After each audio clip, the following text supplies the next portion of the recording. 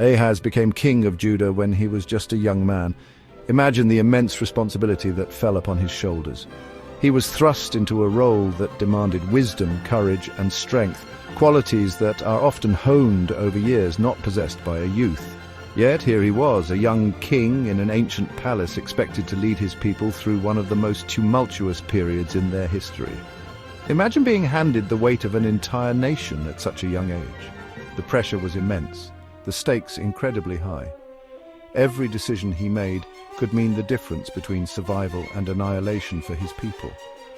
The burden of leadership weighed heavily on his young shoulders, and the stress was palpable.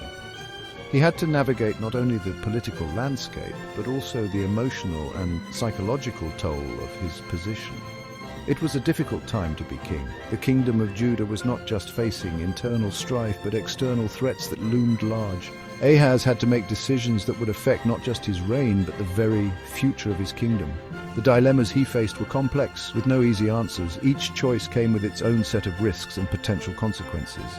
The kingdom of Judah was surrounded by enemies, powerful nations that threatened to swallow them whole.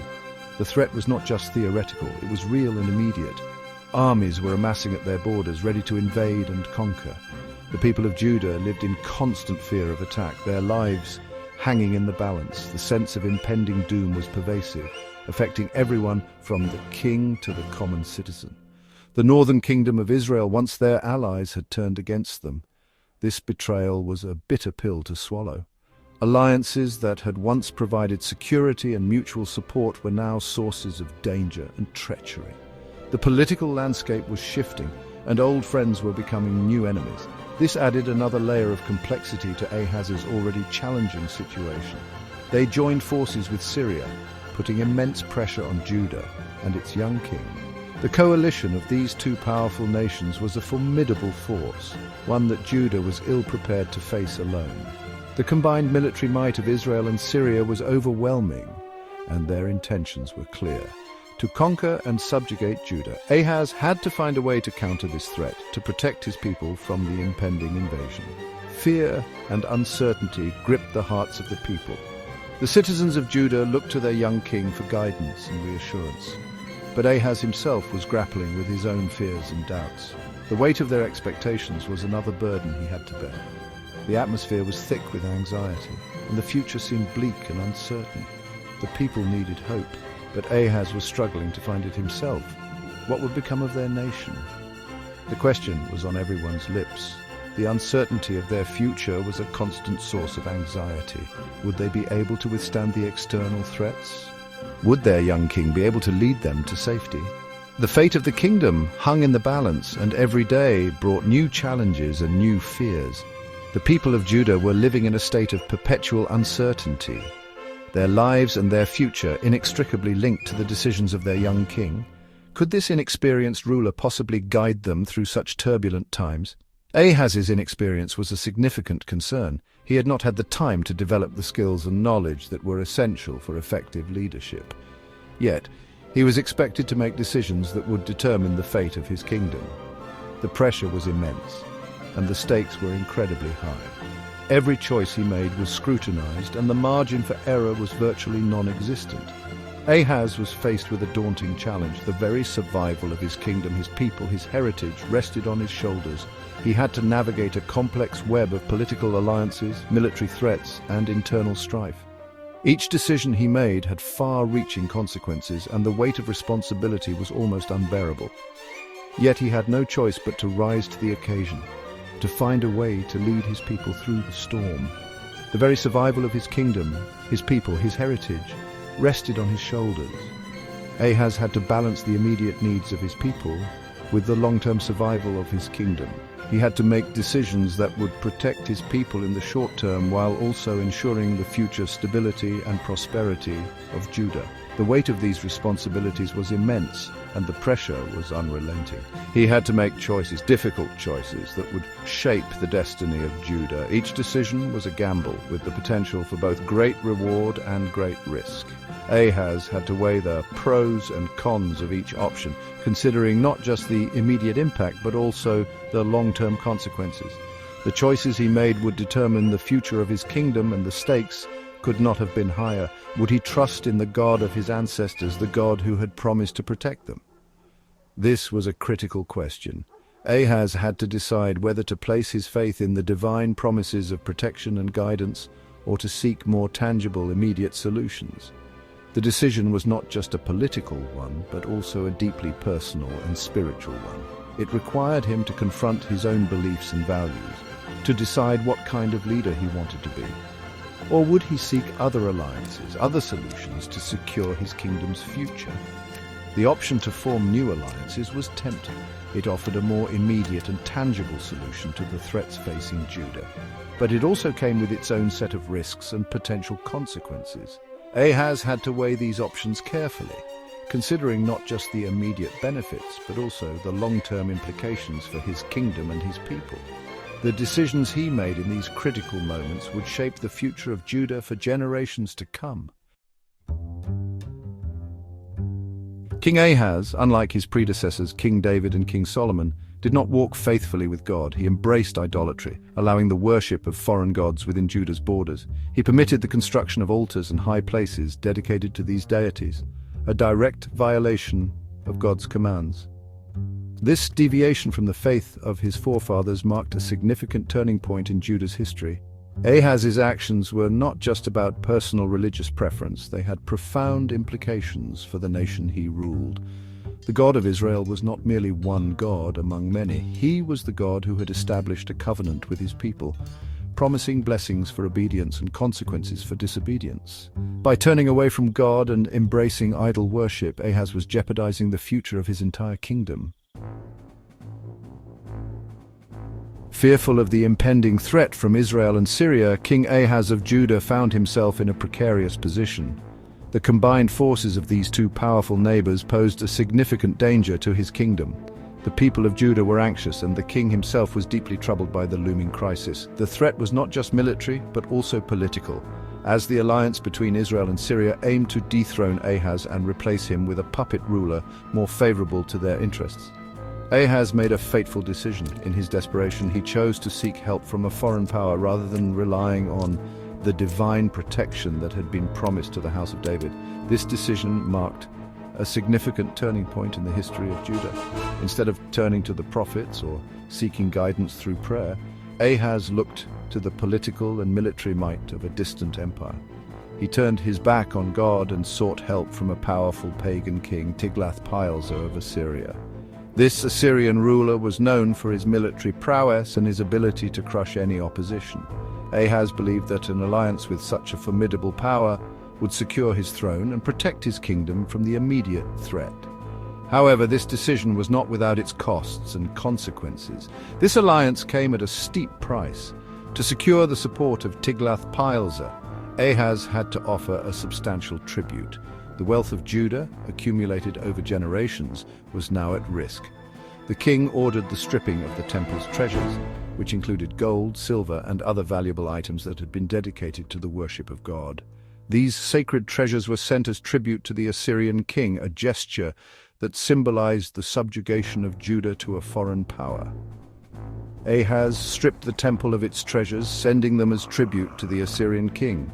This act of desperation not only depleted the kingdom's wealth, but also desecrated the holy place of worship. The priests and the people of Judah watched in dismay as the sacred items were taken away, knowing that their king had chosen to rely on human power rather than divine intervention. He pledged loyalty and subservience to Tiglath-Pileser, effectively making Judah a vassal state of Assyria. This meant that Judah was now under the control and influence of a foreign empire, losing its autonomy and freedom. Ahaz's decision to submit to Assyria had far-reaching implications, not just for his reign, but for the future of the entire nation. While this alliance provided immediate relief from the threat of Israel and Syria, it came with devastating long-term consequences. The people of Judah might have felt a temporary sense of security, but the price they paid was too high.